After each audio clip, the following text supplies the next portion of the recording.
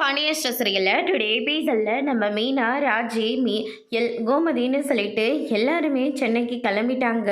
அங்கே வந்து பார்த்தீங்கன்னா கரெக்டான நேரத்தில் நம்ம பாக்கியராஜ் வந்து அவங்கள பிக்கப் பண்ணிக்கிறாங்க.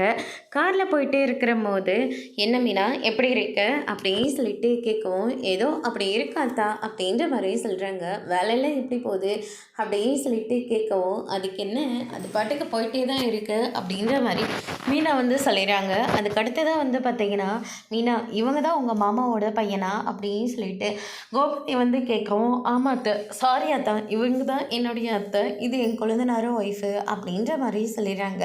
அதுக்கு அடுத்ததாக வந்து பார்த்தீங்கன்னா, நீ என்ன தம்பி வேலை செய்கிற அப்படின்னு சொல்லிட்டு கேட்கவும், நான் பேங்க்கில் ஒர்க் பண்ணிகிட்ருக்கேன் அப்படின்ற மாதிரி சொல்லிடுறாங்க. அதுக்கடுத்து தான் வந்து பார்த்தீங்கன்னா பாண்டியன் இருந்துட்டு கோமதிக்கு வந்து கால் பண்ணுறாங்க.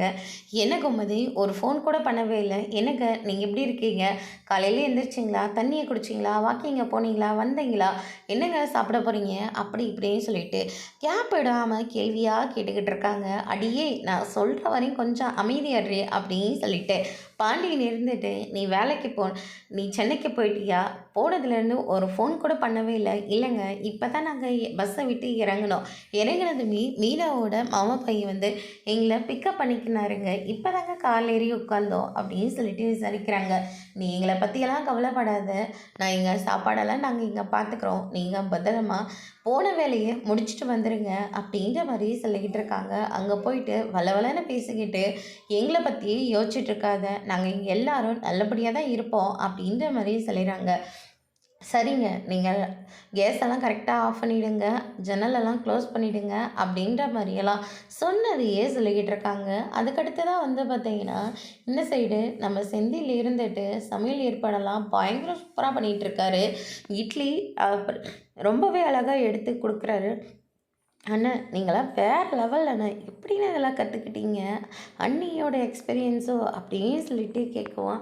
ஆமாம், உங்கள் அண்ணி செஞ்சு போட்டது தான் மாதிரி வேலையே பாப்பா போல இருக்கு இல்லை அப்படின்னு சொல்லிட்டு நம்ம செந்தில் வந்து சொல்லிக்கிட்டு இருக்காங்க.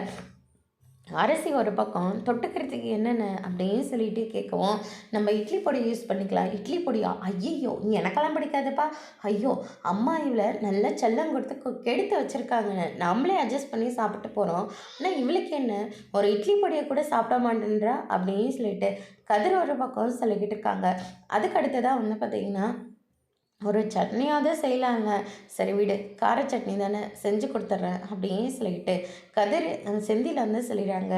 கதிரை வந்து நீ என்ன பண்ணுற, தக்காளியும் வெங்காயம் வெட்டிடு, அதை நம்ம அரிசி விட்டவா, ஐயய்ய என்னாலலாம் முடியாதுப்பா, அம்மா உன்னை நல்ல செல்லம் கொடுத்து கெடுத்து வச்சுருக்காங்க, ஒரே வேலை கூட செய்ய மாட்டேன்ற அப்படின்ற மாதிரி சொல்லிக்கிட்டு இருக்காங்க.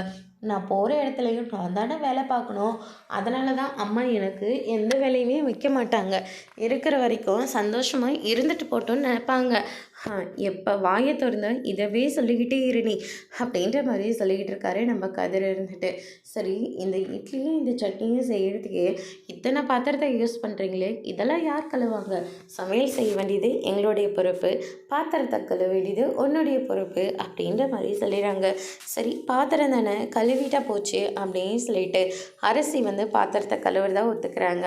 அதுக்கு அடுத்ததாக வந்து பார்த்திங்கன்னா நம்ம பாண்டியன் ஒரு பக்கமும் சரவணன் ஒரு பக்கமும் கடைக்கு போகிறதுக்காக கிளம்பிட்டுருக்காங்க.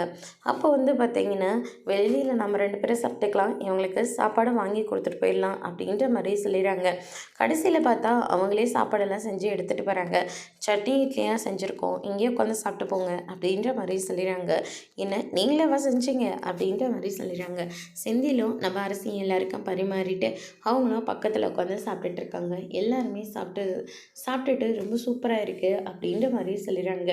நம்ம கடையில் இருக்கிற வரைக்கும் சரியாக வேலை கூட கற்றுக்காம இருந்தேன், ஆனால் இப்போ தனியாக போடுறதும் மீனக்கிட்ட நல்ல சமையல் எல்லாம் கற்றுக்கிட்ட போல இருக்குது அப்படின்ற மாதிரி கிண்டல் பண்ணிகிட்ருக்காரு.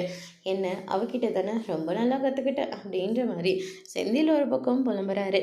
அதுக்கு அடுத்ததான் வந்து பார்த்திங்கன்னா எப்படி இருக்குண்ணா சாப்பாடு, ரொம்பவே சூப்பராக இருக்குடா அப்படின்ற மாதிரி சொல்லிடுறாரு. அதுக்கு அடுத்ததான் வந்து பார்த்திங்கன்னா இந்த சைடு நம்ம கோமதி மீனா எல்லாருமே அந்த வீட்டுக்கு போயிடுறாங்க. அங்கே வந்து பார்த்திங்கன்னா மீனா இருந்துட்டு அவங்க அத்தை மாமா கிட்ட மீனாவே ராஜியை வந்து இன்ட்ரடியூஸ் பண்ணி வைக்கிறாங்க. சாப்பாடெல்லாம் பலமாக செஞ்சுருக்காங்க. அது எல்லாரும் சாப்பிட்டு பார்த்துட்டு ரொம்பவே நல்லாயிருக்கு அப்படின்ற மாதிரி சொல்லிடுறாங்க.